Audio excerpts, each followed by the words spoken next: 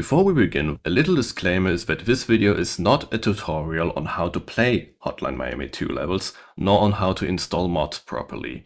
This is not the video for that. All we are doing is using a tool that helps us more to restore levels that are either lost or if we want to do a little twist on the level. For figuring out how to play Hotline Miami 2 levels in general, or how to install mods and the likes, I recommend you to check out either Rob Salmon's YouTube tutorial series, which should be in the first couple minutes of the first part, or if videos aren't your thing, there is also a readable version in the Hotline suite in the Getting Started section. Both links are in the video description below. Hello everyone. A few years ago, I made a video in which I told you how to use the .play decompiler in order to edit downloaded levels that were moved into your local level folder. While a compiled level that was sent to the Steam workshop would crash in-game if you start editing it within your local folders, the decompiler makes those downloaded levels that are compressed into one .play file with a couple extra files into a local variant, which creates a few more files. As it turns out, a few years later, Mr. Gopher created a second version of this decompiler, which I feel like making another tutorial of as well. Its navigation is a little bit different from the first version, but overall is an improvement. However, it also comes with a small learning curve and might be a little bit intimidating for people who don't have any experience in programming or using the terminal. So I'm gonna help you with that. Before we start saving the decompiler itself, you have to make sure that you have Python installed. To figure out if you have Python installed on your device, you can either open the terminal or CMD or PowerShell into your system and type in Python version.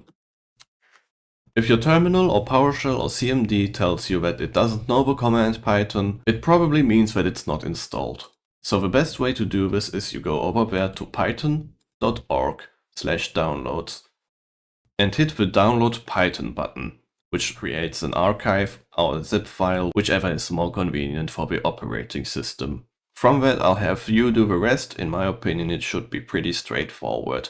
Maybe restart the computer once it's fully done, just to make sure that it's running properly. So our first step to get the decompiler is you go to the page on r/phone home and open the link that he left on a paste bin. The paste bin contains the entire source code that you need in order to run the decompiler. Now the best way to save it is you press Ctrl-A to select all of the text, copy it, and then paste it into a new file and save it as a Python file. You can do this with any text editor that allows you to save in any fashion, be it Visual Studio Code, Notepad++, or any advanced text editor that your operating system provides. In my case, we will use a program called Kate, which is already pre-installed into my operating system, and create a new file over there. Then we will paste the source code that we just copied from the website, like this, and then save it.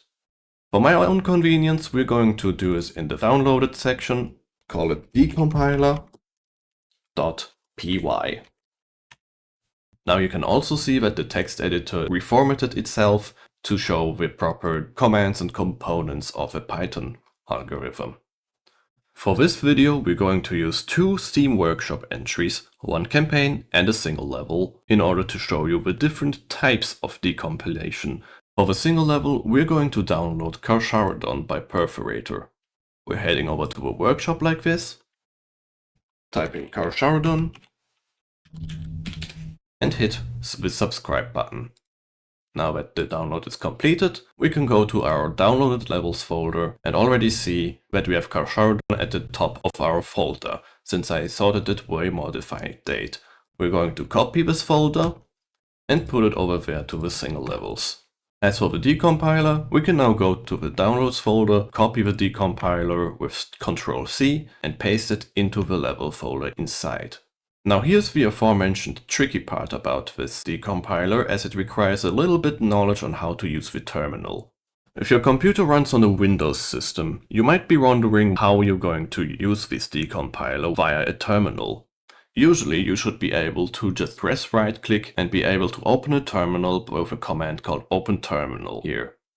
If you do not see it in Windows, sometimes it helps to hit the Shift key and the right mouse button. Sometimes it opens up more options than the first one, and you should be able to open it with either CMD or PowerShell or Git Bash, whatever you have installed in there.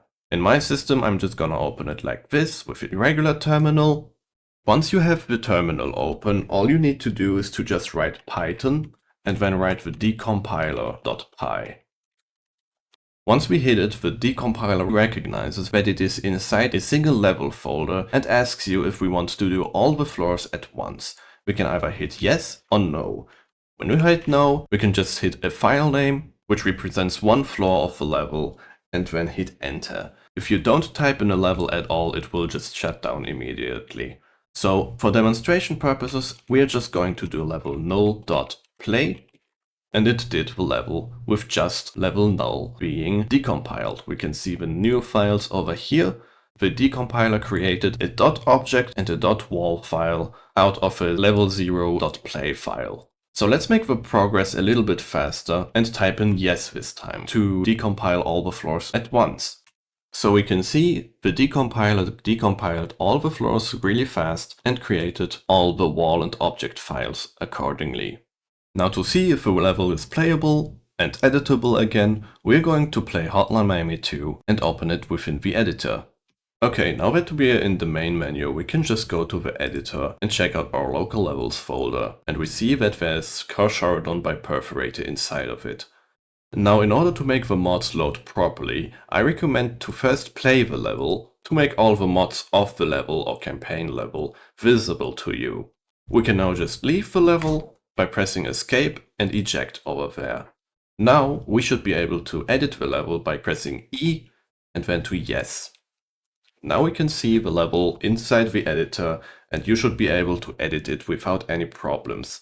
So for a simple demonstration, we can just go over there and change the location of some enemies and maybe even add a couple more idle enemies in the same proximity, because that's quality. Maybe even add a fat guy for good measure, because we all love a little more challenge, and Carcharodon is clearly not hard enough. Once we're done with our changes, you can either just play it straight from the editor. However, I'm not going to do this because usually when a level has a lot of mods and enemies and items inside, it's going to crash, which is sadly also the case in this level. So instead I'm just going to leave this level and play it normally just from the level selection. Now we can see the 3 enemies appeared and ran towards me immediately with a fat guy coming right after him. The level has been edited now and we are able to play it just like before. Now, as mentioned earlier, I wanted to show you 2 examples, one single level and one campaign, to show you how the decompiling process looks on both of them. For the campaign, we're going to download Hunter Brotherhood by the Lego Mag. Like this. If we go to our level folder, we can see it's right there at the top, and then we will move it not into the single level folder, but instead into the campaigns folder on top, which is next to it. So we're just gonna copy the one I downloaded now, head over there, and then go to our download folder and copy the decompiler.py file into the campaign folder as well. Now you can skip the next step I'm going to do if you do not need it, but similar to the first one, you can change the settings of the decompiler a little bit, which will change either the enemies or the weapons into items instead of actual enemies and weapons. This can be useful if you have some enemy limitations that will break either the enemies or the weapons if you are playing as a character that actually cannot fight them strictly by level editor rules. Let's say you're playing as Jacket and you want to fight Colombians, and the level contains Colombians, and if you decompile it as normal enemies, chances are that the Colombians will disappear from the level entirely.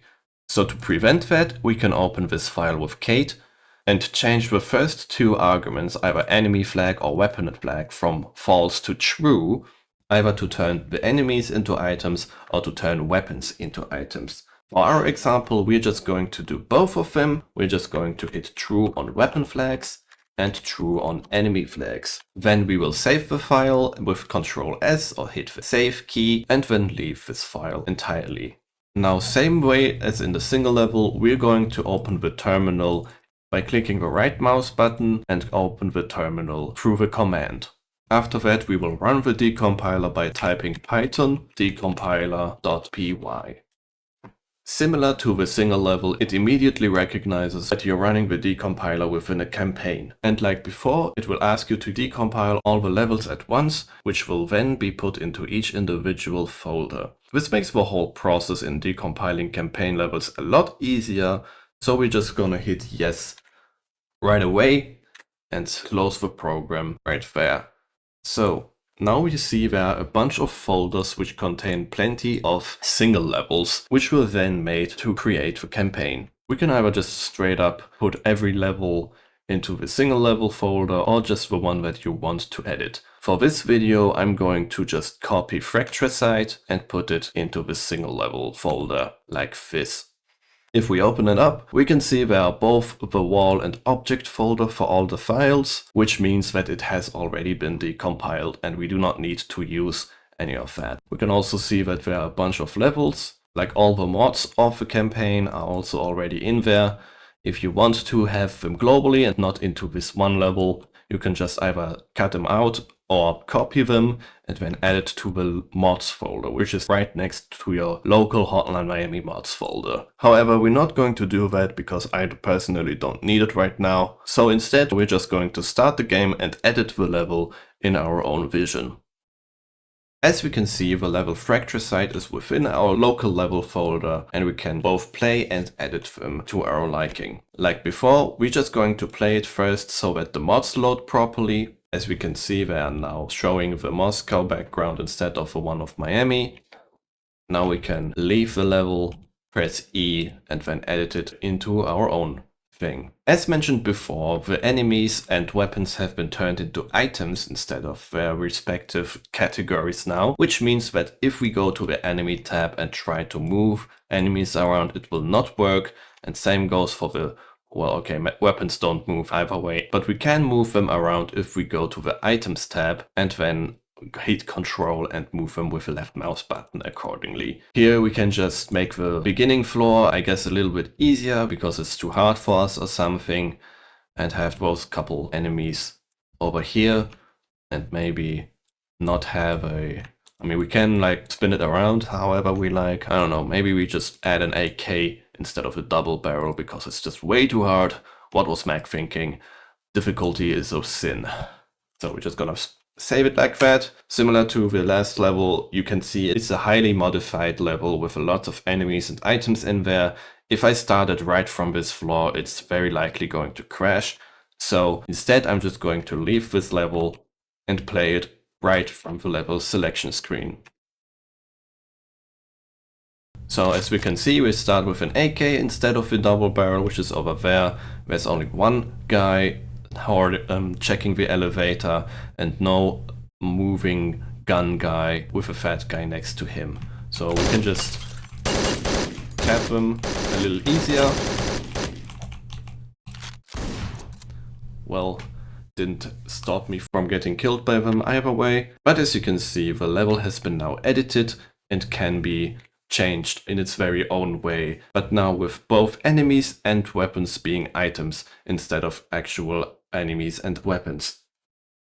And I believe that was it for the video. As you could see, the second version of the decompiler is now a little bit easier to use without having to rename your levels in every single possible way and then move things around in an inconvenient way.